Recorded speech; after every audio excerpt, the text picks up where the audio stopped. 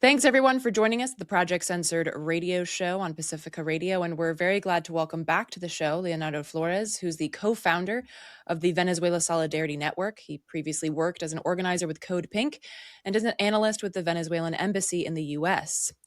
Leo was born in Venezuela and maintains close ties to social movements that have transformed the country over the past 26 years. Leo, thanks so much for joining us again. Oh, of course. It's such a pleasure to be here, Eleanor. Thank you for the invitation.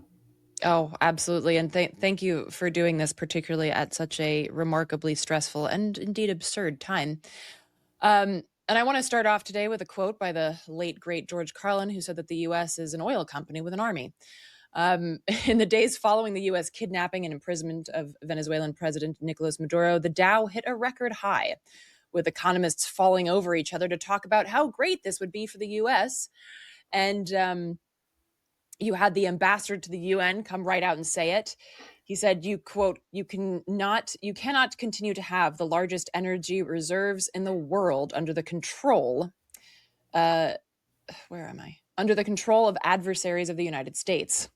Meanwhile, totally unhinged toilet brush Stephen Miller said basically the same thing in an interview with Jake Tapper, saying that the U.S. would use its military to unapologetically secure U.S. interests. Now, I do have questions about the whole drug fiasco thing, which I want to get to later. But first off, Leo, can you tell us what happened here? Last time you were on the show, you talked about the contrasting sides of U.S. empire vis-a-vis what to do with Venezuela. What got them to make this move now? And what does that mean for Venezuela, which, as I understand it, holds roughly a fifth of global oil reserves? Yeah, I mean, as to why now, it would be kind of speculation, but obviously the Epstein files is a big deal. The fact that Bibi Netanyahu was in Washington a couple of days before this attack, and that right when he came to Washington, the kind of narrative shifted from one about drugs to stopping Iran and stopping Iran's influence in Venezuela and stopping Venezuela from helping Iran in any way. And so I hope that this isn't a precursor to a war as well with Iran, but it could be. I think that's one of the scary possibilities at play here, right? And sorry, remind me of the second part of the question. Basically, what this means for Oh, what Venezuela this as a means for whole. Venezuela? Yeah. Yeah. No, I think that was the most important part of the question. I got a little lost there. Apologies. So, what this means for Venezuela right now is very little in terms of who's governing the country.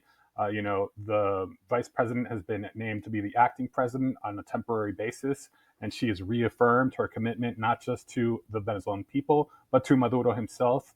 I think immediately after the attack, people were shocked, but they went to the streets.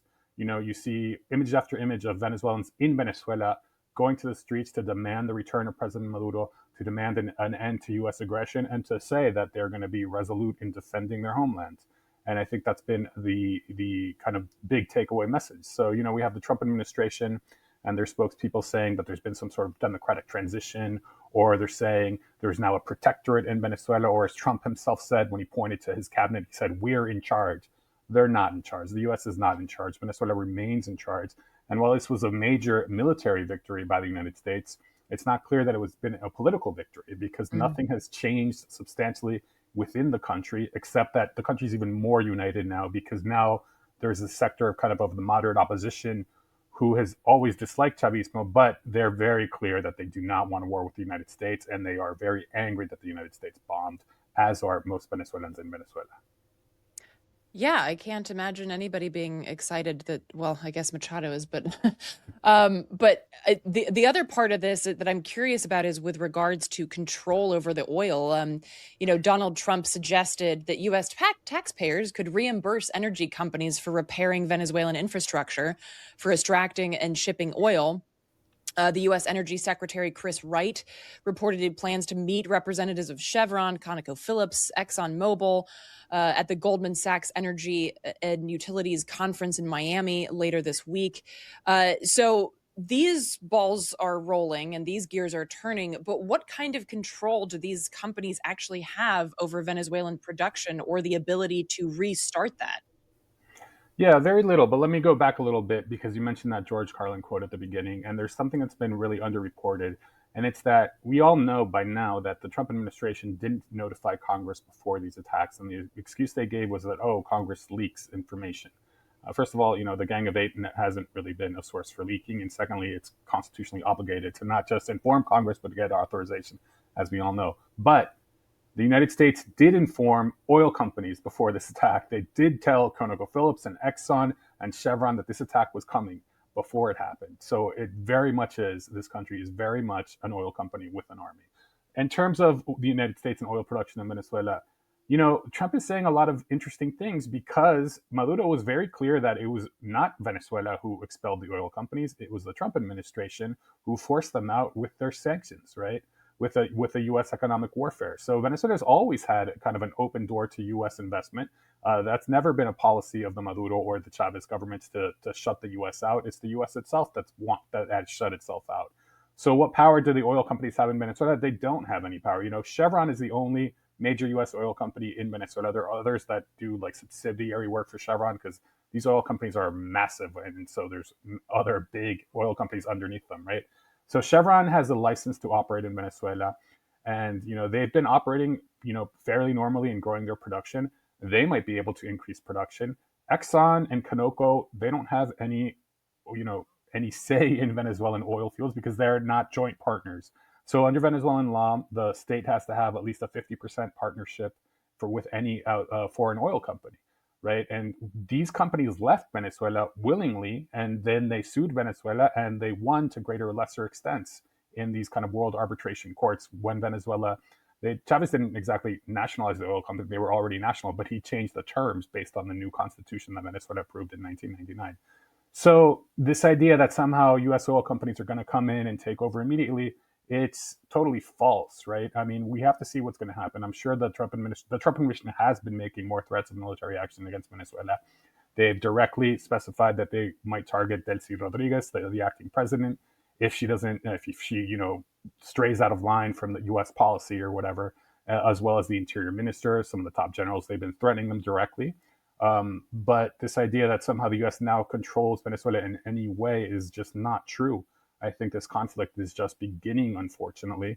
But there's always the possibility of some sort of negotiated re-entry for U.S. oil companies that Venezuela has been always open to. Yeah, and I want to circle back to Delcy Rodriguez and kind of current updates, but before we do that, I want to get into a little bit of this drug fantasy, um, which you also spoke about in the last interview. And interestingly enough, the Justice Department just announced this week that it's dropping the claim that the supposed Venezuelan-run Cartel de los Soles is an actual group. And I mean, I'm laughing because there's just so much to cry about. I can't even. An investigative journalist with Electronic Intifada, Asa Winstanley, also pointed out in a post recently, just one example, quote, the U.S. openly ran Afghanistan as a heroin colony for 20 years. The country under U.S. puppet rule supplied 90% of the world's heroin, and the U.S.-backed rulers all took their cut, end quote. And again, that's just one example of the classic every accusation is an admission. I could spend the rest of the day running through examples, not least of all the Sackler family who literally made bank off of killing people with opioids. But Leo, can you talk about what these charges? I mean, Maduro was brought up in court to answer to charges in a court that they don't have. There's no jurisdiction over a Venezuelan president. But what do these charges mean in reality, especially now that the DOJ just said basically, yeah, that we just made that up? Yeah, it means that the U.S. is going to have a really tough time of proving any sort of drug trafficking case in the Maduro trial, right? And among the other charges are owning machine guns and conspiracy, and those are so ridiculous and nebulous that, of course, the United States is going to get a conviction no matter what. That's not the that's very much the norm in this country, right? I think it's something like what 1% of defendants can escape a conviction if they go to trial. So clearly, we don't live in a country that has fair trials, and there's no way that President Maduro is going to get a fair trial. But it's really telling that the Justice Department made this big admission that the Cartel de los Soles doesn't exist. In fact, that's been one of my biggest challenges as as someone who does a lot of political education, interviews, teach-ins about Venezuela, and I get the Cartel de los Soles question, and I say, "You look, it doesn't exist." And they're like, "Well, the government says so." And it's just like, "Well, what do you want me to say? They're making it up." And now the Justice Department admit it. And what's curious to me, and I don't know, remember if I brought it up the last time I was here, but is this idea of where the cartel de los soles comes from, right? So in the early 1990s, there was a CIA operation, and this is all verifiable. You can check a 60-minute segment. Just Google the CIA's cocaine 60 minutes, and you'll get this 10, 15-minute long segment. And they talk about how the CIA used a Venezuelan general in the National Guard to try to infiltrate the Escobar cartel in Colombia at the time in the early 90s. And through that, they imported roughly, I don't know, I think it was about 100 tons of cocaine into the United States and made all this money, all in an effort to infiltrate this cartel. And they called themselves, this CIA plot was called the Cartel of the Sun, Cartel del Sol, because the Venezuelan National Guard at the time had this patch of the sun on their uniform, right? And in the 60-minute segment, it's really curious that they say that the DEA estimates that 53% of the world's cocaine flowed through Venezuela. This is in the early 90s, 53%. Today, that number is down to 5%. And the big change is that Venezuela went from being the number one US ally in Latin America to the number one adversary in Latin America. So Venezuela has actually undertaken a huge fight against drug trafficking over the past 26 years, and it's been wildly successful. And it became even more successful when it kicked the DEA out. So this idea that this was ever about drug trafficking is ludicrous, because the number one drug consumers are in the United States. The number one money launderers from drugs are in the United States. And so it's just been an excuse to kind of rile up the base of the MAGA movement that has suffered quite a bit from this opioid crisis, in which Venezuela is not responsible in the least, because there's zero fentanyl produced or trafficked out of Venezuela. Yeah, again, it's the homegrown Sackler family that's responsible for that. That's right. Yeah, and the DEA, I mean, in some circles, they're, as opposed to the Drug Enforcement Agency, they're called the Drug Enhancement Agency.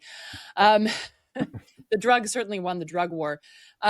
And I want to circle back to Vice President Delcy Rodriguez, because on Monday, January 5th, she was sworn in as interim president.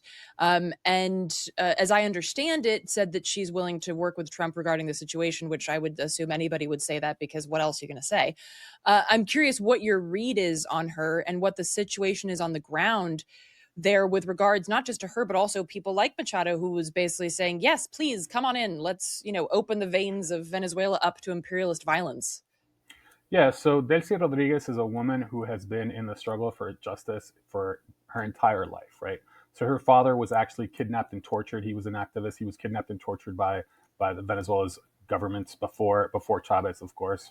And she has been both like the communications minister, the foreign minister, the vice president, now the acting president. She has a long trajectory in Venezuela's politics, and she's trusted by everyone and the people. And so I know, there's this kind of there is a lot of speculation, particularly on social media, about alleged betrayals or whatnot, and that's just like not at all what Venezuelans are talking about right now. Venezuelans have absolutely closed ranks behind Delcy Rodriguez.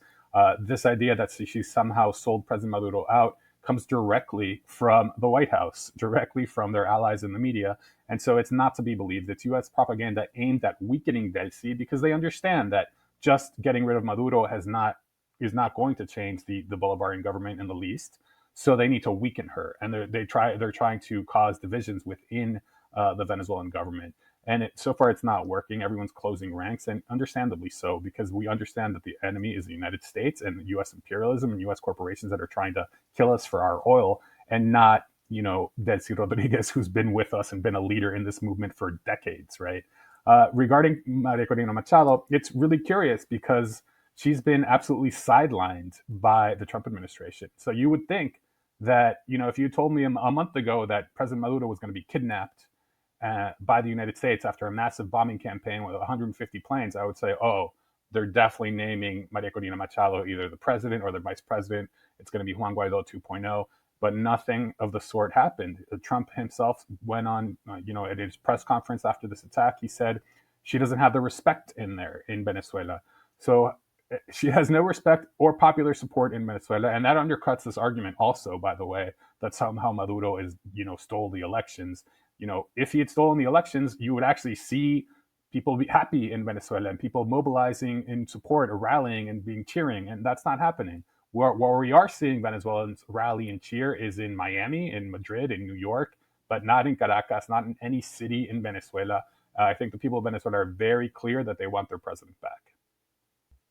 Yeah, and just to be clear, it's not really up to us to have an opinion about Maduro. Like, it's not our business. Like, we have some of the most unequal and unfair elections on the planet. I don't want to get invaded by anybody because of that. Like, hey, we're gonna fix it. No, no, no, no, no. You don't fix that with bombing campaigns. Like, it is a false argument, and it's none of our business, particularly even if we had any moral high ground, which we never had as a vicious empire founded on genocide and slavery. But that argument, it's a total pointless and baseless argument Yeah, and because let me it's just not. add that like the people who are making this argument about the elections happen to be the same people who have been lying to us about the genocide in Gaza over the last 2.5 years, the same people who lied to us about weapons of mass destruction in Iraq, and the same people who lied about the Cartel de los Soles. Let's be honest. So why are we going to just buy their lies without being critical and without really doing the legwork of finding out for ourselves and without understanding, as you said, that it's totally irrelevant to the discussion to talk about whether or not there's a legitimate democracy in Venezuela. I mean, there is. And if you talk to grassroots people in Venezuela, you talk to the communists, they're like, what are you talking about? I exercise democracy every day in communal councils. And so, that's been the message. Every time I go back to Venezuela, I say, what do you want me to tell the people of the United States? And they tell me that we have a very thriving and local and participatory democracy in Venezuela, and that this idea that there's a dictatorship is a total sham, and that Mhm. they shouldn't care anyway, that they should be worried about their own country and not interfering in ours. Yeah, what happened to America first? Yeah, I mean, every time there are international election observers in Venezuela, they always come back and say that's really honest and fair, and we don't allow international election observers in the United States because Yeah. we already know, no, we don't want you to share what you find here. Um, and I wanted to ask also with updates on what's going on with Maduro, because he appeared, like I mentioned, he already appeared in court and pled not guilty to these absurd charges that even the Department of Justice is like, those are complete wackadoo. What can you tell us right now about the situation? What is going on? Where is he? What is again, we're recording this on Wednesday, January 7th, so that by the time people listen, things might have shifted slightly, but I doubt they're going to just let him go. But what is the situation there, both in terms of his status and the status of his legal battle? Yeah, so he's allegedly being held in the same detention center in New York City with where like Luigi Mangione and some of these other high-profile prisoners are being held. We saw him limping when he was kind of pulled out of the helicopter that landed in New York, or the plane that landed in New York. But even worse, and this goes underreported because we focus a lot on the fact that President Maduro was taken. The First Lady of Venezuela was also taken, Celia Flores. And the pictures we've seen of her are horrifying. She's got bruises all over her face. She's got two broken ribs. Who beat her? Where's the global feminist movement with regards to Celia Flores? And Celia Flores isn't just some like random first lady. She is a lawyer, a labor lawyer with decades of parliamentary experience. She helped draft Venezuela's constitution. She apparently insisted that she be taken along with her husband because in Venezuela, we don't actually use the title of first lady. We say primera combatiente, the first combatant. And Celia Flores lived up to that in a way that is really inspiring, especially to the women of Venezuela, but to all of us in Venezuela, to see her stand so strong with President Maduro. And President Maduro himself, right? We saw him, in these handcuffs in this perp walk, and you'd think he'd be like really stressed or crying or something. But no, he stood tall and he was smiling and he was taking pictures with the DEA agents and he was sending messages to Venezuelans. He gave like the V for victory sign to Venezuela, and everyone was heartened by that. And then he comes up into like his first hearing in court, and he says, "I'm the president of Venezuela. I was kidnapped. I consider myself the prisoner of war." And that's exactly what he is. He's a prisoner of war. And just one little bit, because this has also been underreported, the United States is arguing that they carried out a law enforcement operation in Venezuela and that they had to bomb the country out of self-defense. So how ludicrous is this, that you're bombing a country to kidnap their president and you're saying it's out of self-defense? I mean, the U.S. is so out of arguments that like even the most hardcore imperialists are blushing at the lies that the Trump administration is saying. Yeah, and a law enforcement operation in a place that you don't have jurisdiction. It's like, Mm-hmm. I mean, I mean, it does go back to the roots of this nation, just taking things that aren't don't belong to the U.S. just because. And I wanted with some of the time we have left, I wanted to draw connections because I think it's important to kind of zoom out. And you had mentioned, the same people lying about this or the same people lying about what Israel is doing. And in a recent article in Middle East Eye, Sami Al-Arian points out that, quote, Gaza exposed the hollowness of Western universalism, liberalism, and globalization. Venezuela extends the lesson into the Western hemisphere with a clarity that even allies cannot easily obscure. When legality is enforced only against opponents, as Gaza and Venezuela show, it ceases to function as law and becomes an instrument of power. And when aggression is openly linked to oil, empire stops pretending to be anything else, end quote.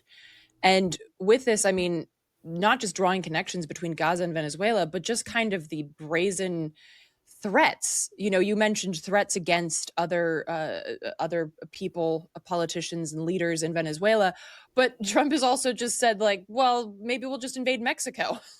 Like, okay, okay. Yeah. I mean, and the only thing that the world has said with regards to both Gaza and Venezuela is they've issued some, sternly worded statements. But that's it. And when you show empire that it's never going to be held accountable, where does this end? Like, do you see the US just invading Mexico because it can, or invading Colombia because it can? Yeah, so let me talk about this Gaza issue first and Israel first, because I think it's really important to note that one of the reasons that the United States invaded is that Venezuela is one of the most anti-Zionist countries in the world, right? So Venezuela broke off relations with Israel in 2009 because of Gaza bombings in Gaza. Chavez famously said, "Palestine is Venezuela, Venezuela is Palestine," and we firmly believe that because in Venezuela, people are very aware not just of what's been going on over the past 20 years, but over the past 25 or the past 70 years in Gaza. And the Venezuelan people understood immediately that what the plan for Gaza was going to be the plan for Venezuela, a plan where, and I say this and there's a lot of detail that goes into this, right? So I'll just say this briefly. In Venezuela, there's a lot of social housing, and some of the social housing takes part in spots that are very kind of that should be very high rent, say like a beautiful coastline or a major thoroughfare right in the middle of the city, like Fifth Avenue in New York.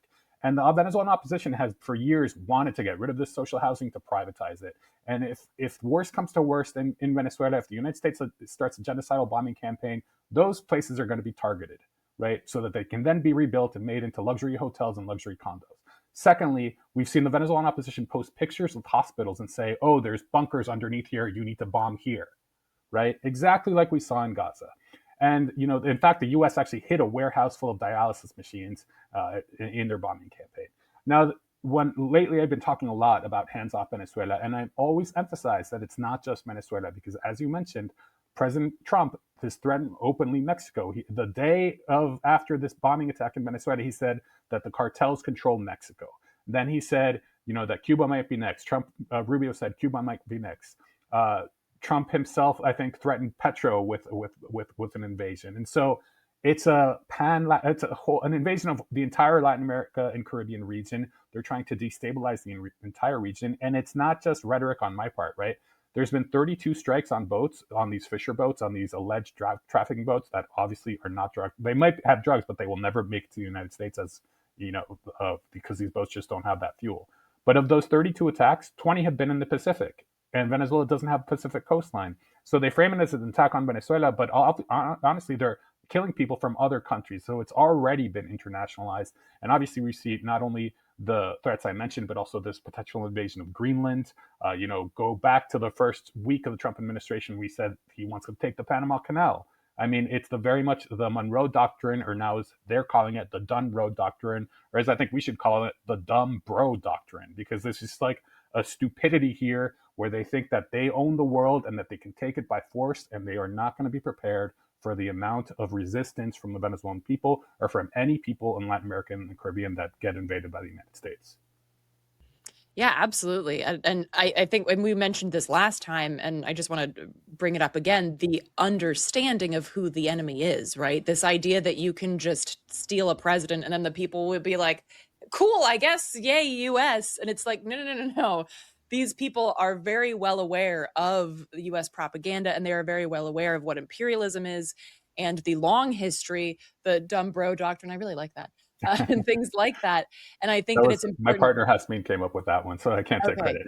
I love that. I love that. It's great. Um, but I want to I want to kind of wrap up here and ask what you think. I mean, I know you don't have a crystal ball, but what do you think we're looking at right now? And not only that, but what do you think? I mean, do you see anybody issuing anything other than sternly worded statements? Like, I know that China and Iran and Russia have been some of the ones to say, "Oh, that was a bummer." But like, do you see anybody moving in a direction that would suggest, like, "Hey, we're actually going to hit the U.S. with some kind of economic response, or we're going to move like some kind of political active response to this?" Yeah, I haven't seen that yet, but what we have seen is massive mobilizations throughout the world. So the day after, the same day of the bombing, maybe like 10 hours after, there were protests in 70 US cities, including right here in Washington, D.C., where I am. And so I think the world's people are moving and demanding that, action be taken to stop this. And I've been actually been heartened because even some Democrats are finally standing up to Trump and saying, no, this is ridiculous. And not just based on this, war, there was no war powers resolution, no approval, but like stronger defense of we have no business invading this country, right? So I think it's going to be difficult for international countries to really challenge the United States because they don't want a world war, and I think that's kind of where we're heading towards if things start spiraling out of control. And to be frank, Venezuela is so far physically from Russia and from Iran, from China, that they can't project power in the same way that the United States can in the Caribbean. Also, I should say that the Venezuelans haven't asked for military help yet, right? And I think it's going to be up to them to ask for help from their strategic partners before those strategic partners start taking a kind of a more bellicose tone towards the United States. So we'll see. I mean, I also think that there's a possibility of negotiations, you know, and that would not be any sort of kind of capitulation by Venezuela. The Venezuela's been always been open to negotiation with the United States. That's what Maduro has been saying for the past 13 years. We want negotiation based on mutual respect, right? Dialogue based on mutual respect and sovereignty. Anything that is going to impinge on Venezuela's sovereignty is probably going to be outright rejected by acting President Delcy Rodriguez. I'm not trying to get ahead of her. Of course, she knows much better than I do what's on the table and what isn't. But I think there is the most hopeful side of me sees the possibility of some sort of agreement because now Trump can say, oh, well, I did my duty getting rid of Maduro, but now let's come to an agreement because he's a little sometimes unpredictable like that, right? That said, I also think it's entirely possible that we're going to see more bombings in Venezuela. We're going to see more military, or as they call it, so quote unquote kinetic action. These weird euphemisms they use to ignore to make us forget the fact that they're killing people and that they're murdering innocent civilians. So I mean, I hope it becomes a negotiation, but I'm not, totally confident that it will, and I'm very afraid that things are going to get worse for Venezuela. Yeah, I mean, the US is not known for its diplomatic abilities, and if the only thing you know how to do is fight, then you fight. But again, as you've already pointed out, they are not. The US is also really good at continuously underestimating the people it invades and the people that it chooses to go to war with. So, Leo, the last thing I want to ask you is, I mean, we've mentioned a lot of the propaganda. Where is a good place to go to get actually legitimate information about what's going on, not only on the ground in Venezuela, but an analysis of the larger geopolitical structure? Yeah, so I'll just mention maybe like three or four kind of news sites that I think are really important. People's Dispatch in the US, there's Venezuela Analysis and Orinoco Tribune in Venezuela. And then Misión Verdad, if you speak Spanish, that's really like the premier site for analysis. And if you're really interested in Venezuela, I suggest you follow our webinars. The Venezuela Solidarity Network holds them pretty regularly. It's venezuelasolidaritynetwork.org. And lastly, I just want to tell folks that if you want to do something about Venezuela, organize at your local level, join an organization, not just about Venezuela, but about us taking power as people and ensuring that we actually become a democracy in this country, rather than just continuing to cede power to the oligarchs that have been controlling us for hundreds of years here. Amen. A good place to leave it. Leo, thank you so much for taking the time to sit down with us today. I really appreciate it. Of course, thanks so much for the invite, Eleanor.